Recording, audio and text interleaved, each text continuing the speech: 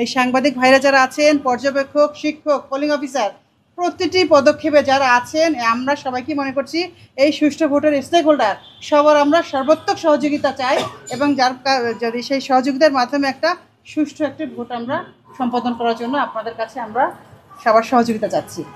Ma'am, ভোটারের চাপ বেড়ে গেলে একটা সময় দেখা যায় ভোটারের চাপের একটা খুব বাড়তি একটা থাকে, তো সেই ক্ষেত্রে কি আপনারা কি সেই পরিবর্তে সেই ব্যবস্থাটা কি আমরা প্রথমে আমাদের ছিল 5 মিনিট করে, তারপর আমরা 8 মিনিট, এখন 10 মিনিট, 10টার সাথে 12 মিনিটও নষ্ট করে তাতে কোনো অসুবিধা হবে না।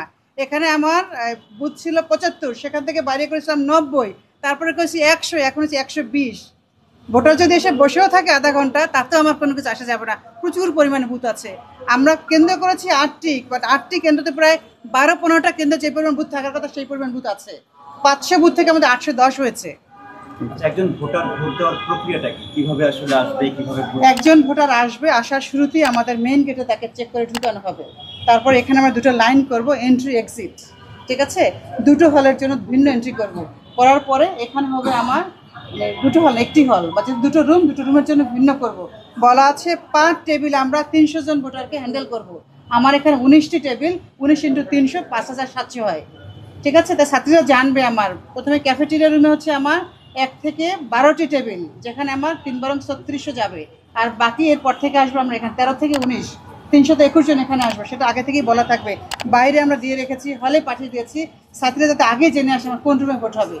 তারপরে ছাত্রীরা আসবে, আসার পরে যখন সাপোজ তার ভোটার নাম্বার 1, সে 1 নম্বর টেবিলে যাবে।